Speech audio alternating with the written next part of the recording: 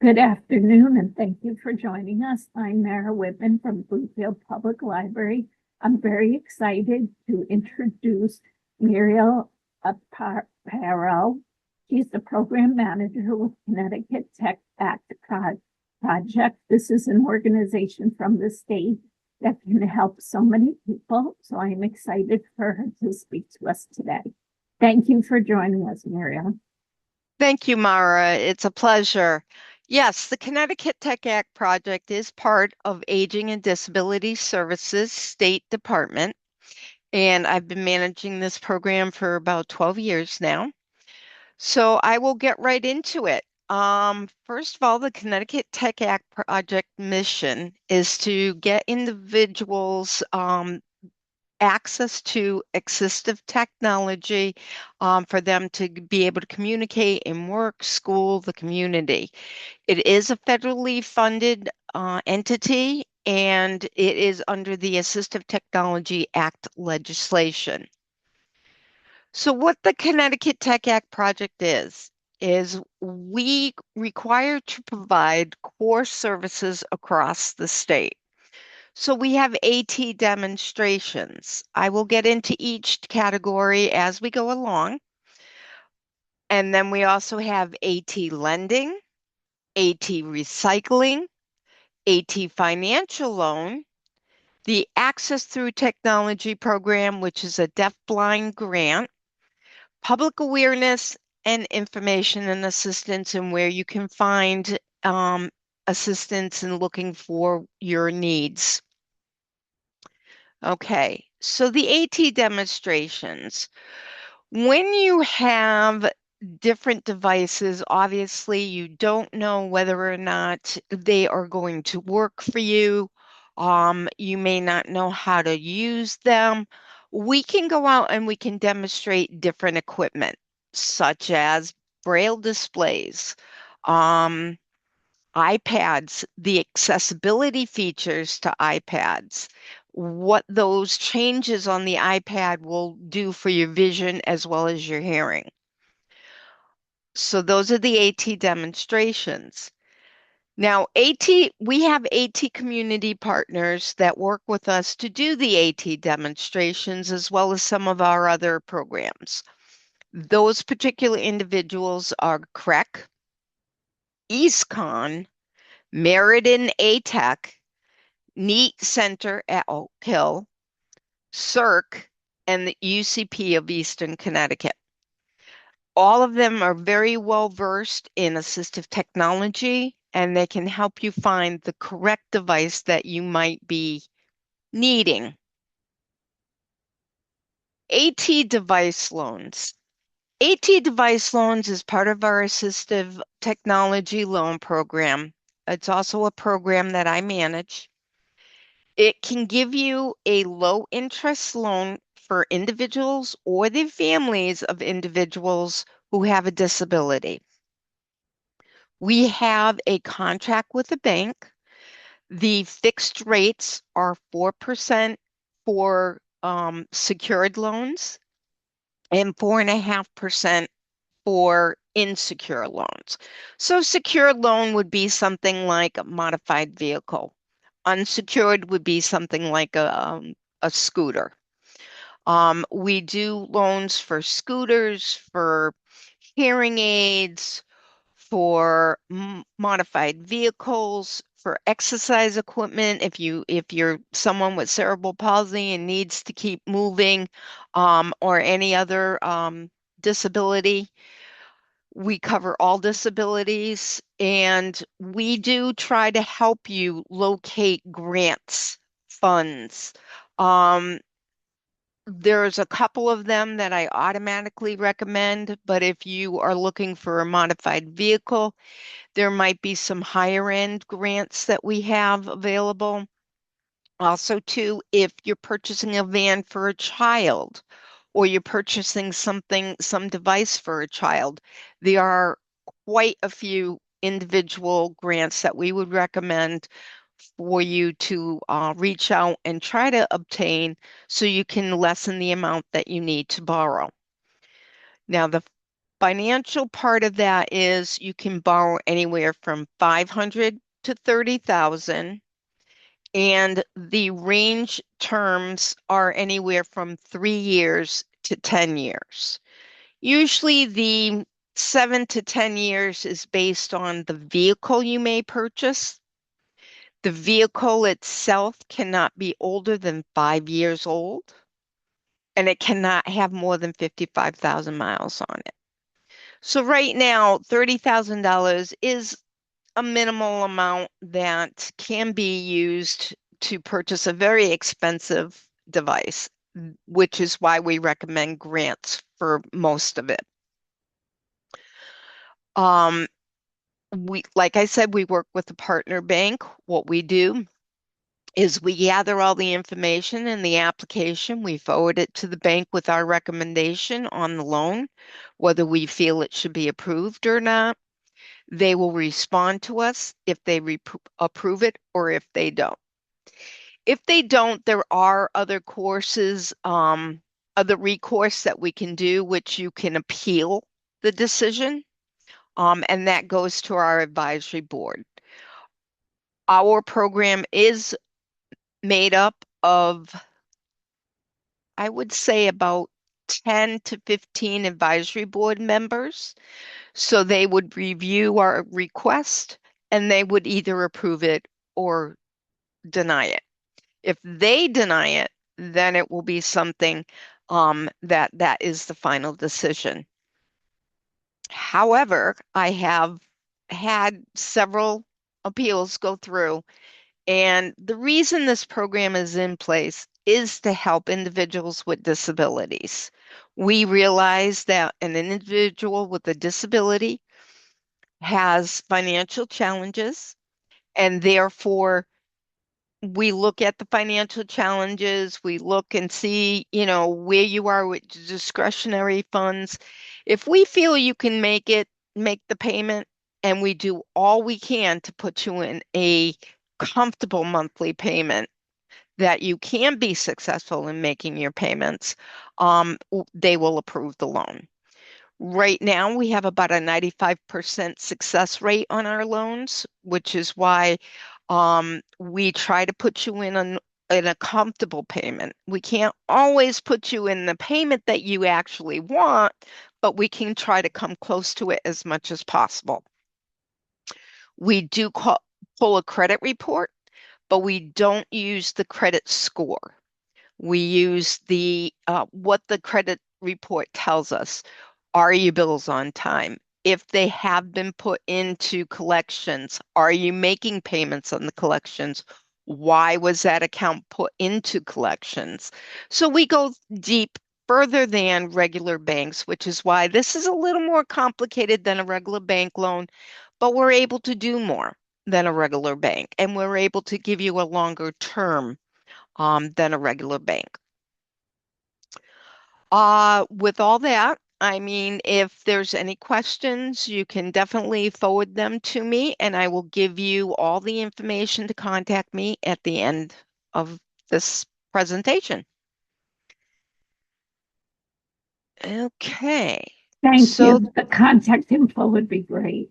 yes, I will give you all that at the end. Okay, our AT device recycling program. Anything allows individuals to recycle and donate any devices that you no longer need. The individual partner that we usually work with is NEAT Center, New England Assistive Technology Center. They're located in Hartford, and they take on some equipment. You have to check and see if they'll accept what you're trying to donate. They refurbish some, they sanitize everything, and they sell it at a low cost, significantly low cost. I had an individual the other day reach out to me. She was looking for a device. It was $250. If she purchased it, she went to NEAT and it was $35. So they can really reduce the price a lot. Recently, I happened to be looking for a walker with no wheels, and it was $25. Now, those prices are subject to change, but it just gives you an idea that they are not looking to really make a lot of money off this. These are donations, and the equipment is well maintained and able and available for the public for retail sale. Okay, financial loan, here you go. This is the borrow 500 to 30,000 up to 10 years and the grants. One thing I did miss forget to mention, I should say, is that if you did file bankruptcy in the last 3 years, we would not be able to consider an application. That's just the rules of the program. Okay, access through technology. This is the deaf-blind grant. It's also known as I Can Connect. And I Can Connect is the National Deaf-Blind Equipment Distribution Program.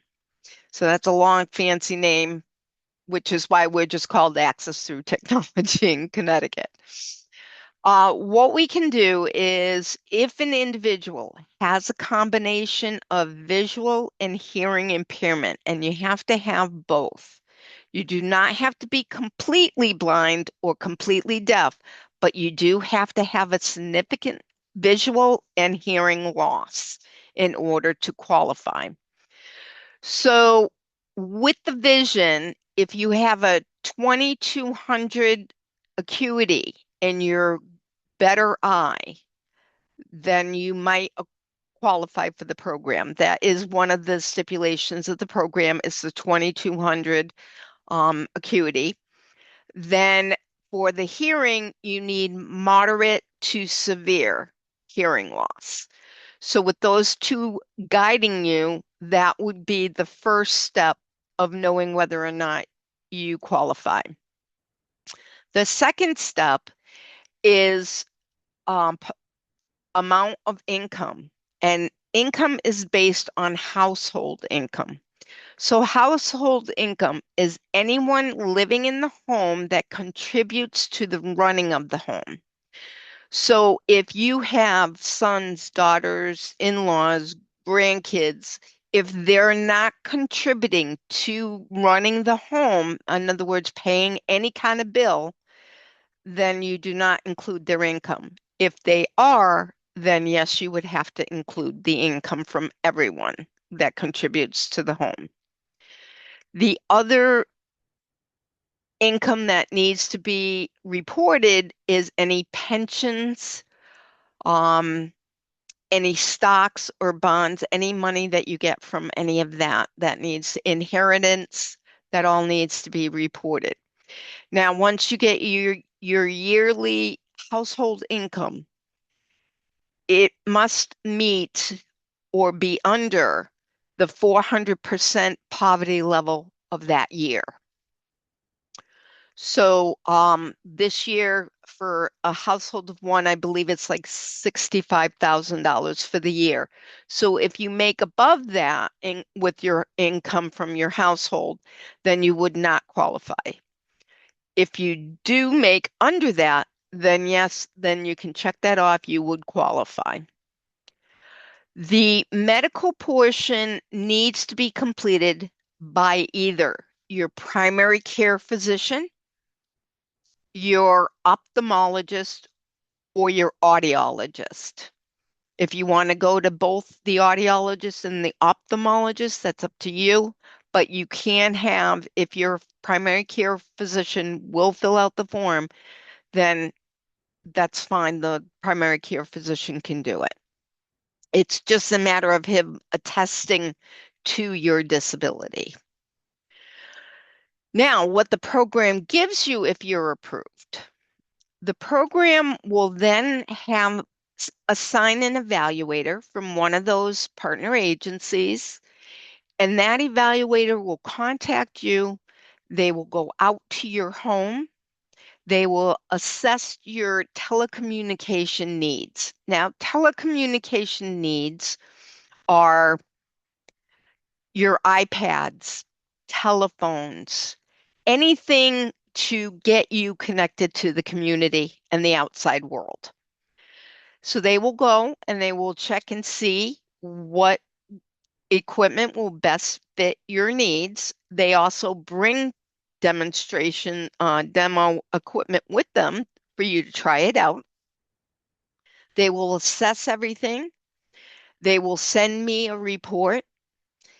I will then order the equipment, and then we will go ahead and order the equipment for you as long as it's under the program guidelines.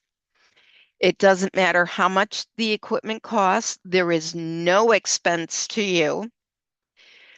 After they receive the equipment, they will contact you again to install the equipment. So they will come to your home, say, let's do simple with an iPad. They will bring the iPad to you. We always order a case and screen protector for all iPads. They will go, they will set it up in your home, they will get it going for you, they will train you on it. They may have to come back because the installation may or may not take a little bit of time, but they can go back to you to train you as much as it's needed, up to at least 20 hours of training. We try to keep it so others can use the program as well. So we start out with 10 hours of training, but if you need more training, because not everyone learns at the same pace, then we can definitely approve more time for you to have training.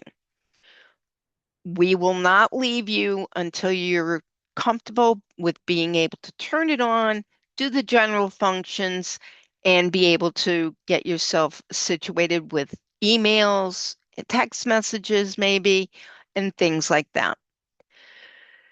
Now, if by chance, now you own the property, we don't own it, we bought it for you, but we don't own it.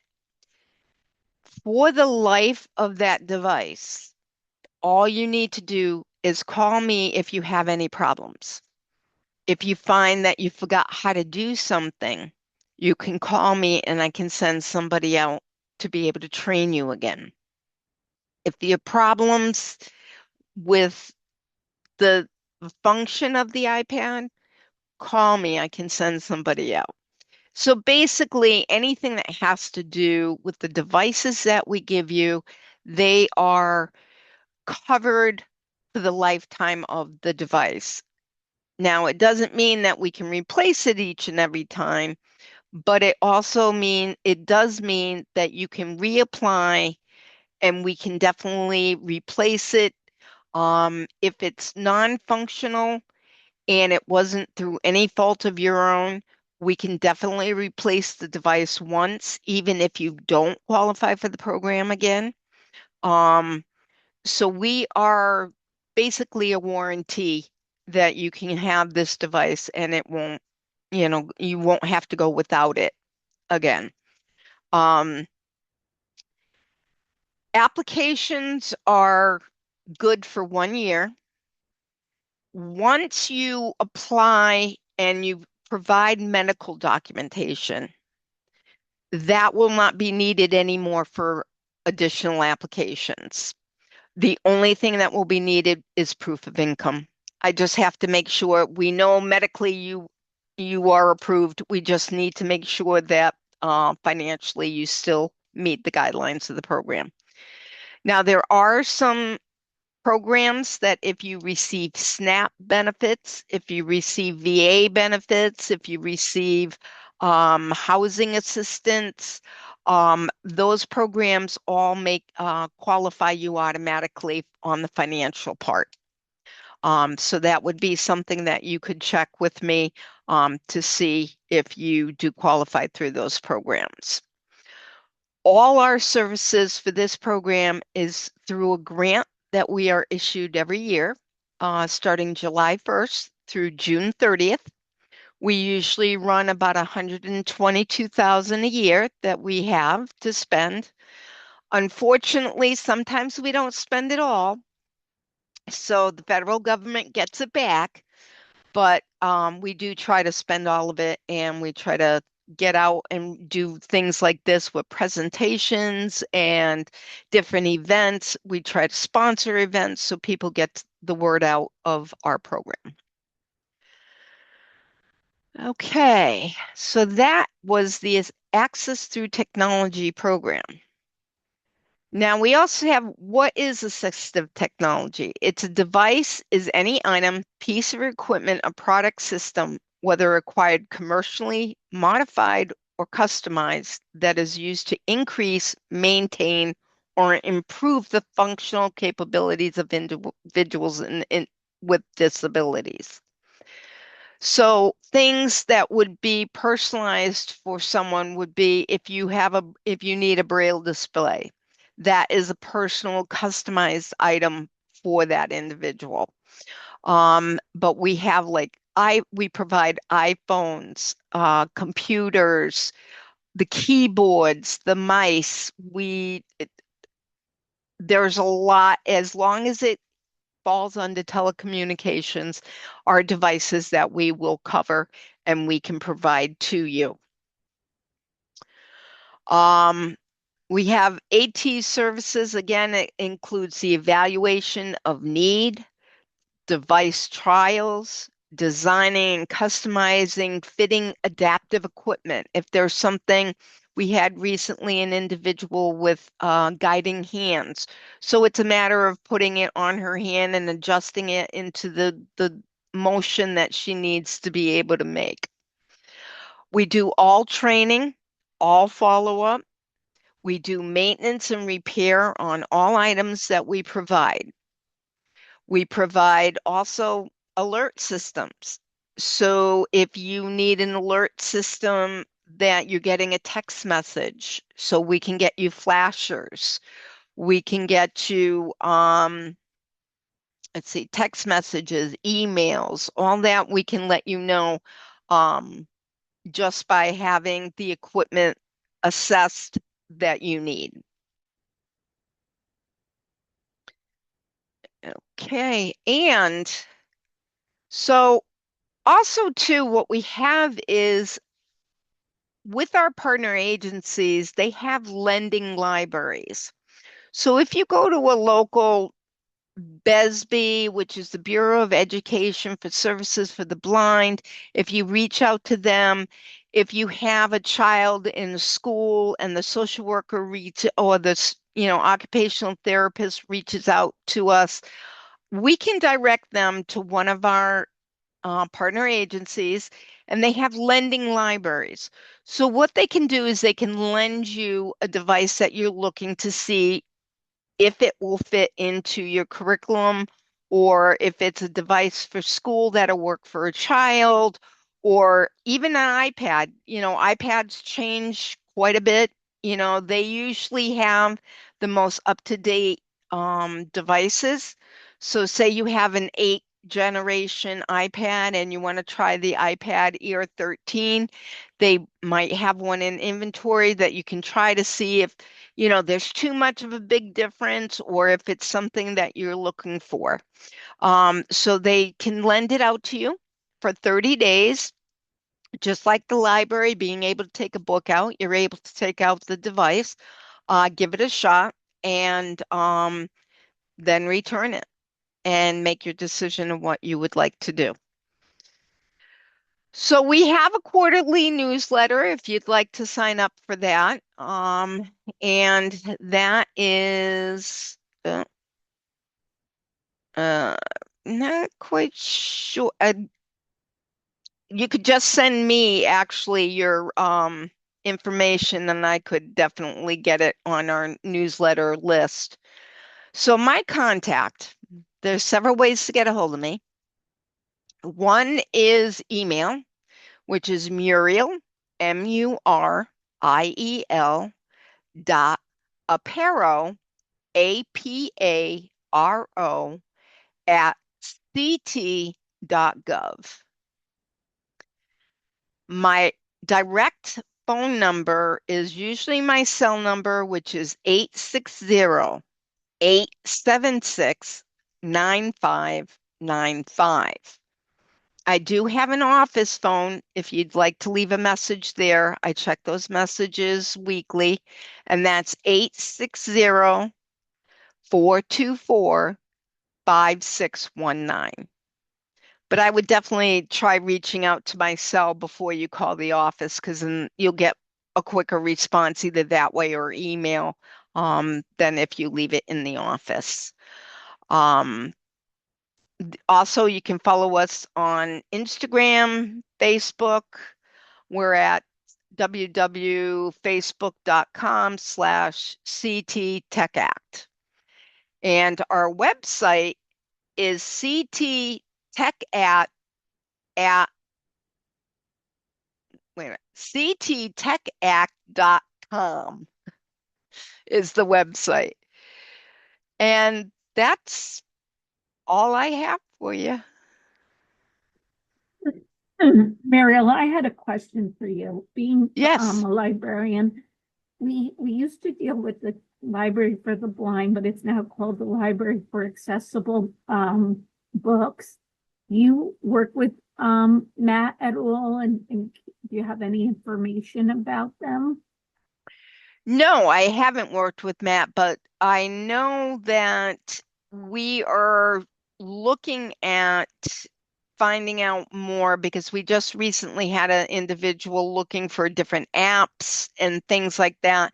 Now, we can't purchase apps, but it doesn't mean that we can't give the information out.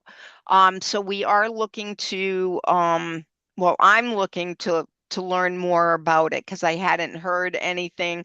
I know there's the Libby app, which I Yes, use, yes. but I want to make sure that we have, some other information for others that might reach out to the public libraries to be able to And get the and I books. can explain. So the way it works in the state of Connecticut is your public library is based, which your card is based on the town that you live in. And as far as databases, so once you get a library card, it's good at any public library in the state. But the use of databases like Libby or Hoopla or Canopy is based on the actual library that's your home library. So, for example, in Bloomfield, we do have Hoopla, we do have Canopy, we do have Libby, and you can choose to either read a book, an ebook, or you can listen to books. That's what I love to do. I love to listen to books. So if someone is interested, the first step is to go to their home library, the town that they reside in, get Okay. a library card, and then that library can show them how to use Libby, how to use Hoopla. They have Hoopla. And they're great databases. That it's true. The state does not have those, but they are available at the public library. Oh, good, So good. we have Nice to worked know. with Yes. that. Yes. And for the Connecticut Library for Accessible Books, there are some public libraries that have actually become partners with them. I think Simsbury Library, they know they were, they still might be. So you can get their services at a local public library and you don't have to go to Willimantic. So Oh, that's good nice. to know. The only other thing Yes. I was going to mention, just as an aside, is I, for myself, like if I've had monitors or computers that, are no longer working, I don't know if you've heard of Green Monster. There's one in No. West Hartford. And you Green can Monster, huh? yes, and you can drive to Green Monster. They actually have like it looks sort of like a warehouse. You drive up like a little ramp, and they will destroy all the information that's on your computer for you, and they will take your monitors. They're very helpful. They'll even help you take things out of the car for you if you need that. But it is a good way to recycle. In Wow, the that's case, nice. Yeah, nice yes, to it's a know because great. I have a couple of personal computers myself Mhm. that I need to get rid of and just Yes, haven't because of that exact yes, reason. yes. And I actually have a lot of stuff that I have brought to the Neat Center at Oak Hill. And I have actually a Hoya lift that I'm planning to bring to them. And There they're you go. very, very nice. And there's They no are. point in going and spending so Yeah. much money when you can go there. Especially if it's for a just a short period of time. If it's a short period of time and you need, like even myself with the walker, it was really for 3 weeks I needed it. And, to go and spend 100 and something dollars, I mean, yeah, okay, a hundred Yeah. and something dollars for 3 weeks really isn't bad, but, you know, I spent 25 instead, Yes. I'll mention you one know. last thing. Makes a difference. Oh, Makes a yes. difference, In especially with the rising prices. Oh, yes, with the gas and the food. I will mention one last thing. In the town of Bloomfield, and I think in most towns, the senior centers have some wheelchairs and some walkers that can be borrowed from them. Okay. So that is also something to mention to people that they can try their local senior center. And they often, I know in Bloomfield, they have quite a few that can be loaned out. So if it's a situation where someone can't get to me and to just contact their local senior center or the local social service offices, and Okay. they definitely can find a resource there for them. Awesome. That's nice to know too, because Yes, I refer them to senior centers and human services and everything. Yeah, because I do refer a lot of people everywhere because it's the population I work with. So, yes, and it's our taxpayer dollars that work for us. This yeah, is there you go. services, people like you who are here to help us, and it's a blessing. Yes, I So, love what I do. I love what yes, I do. it shows. So, Yeah. Muriel, thank you very much for joining us today, You, and you're welcome. thank you for the Thank you for having conversation. me. Well, take care. Have a lovely day. All right. Bye-bye. Bye.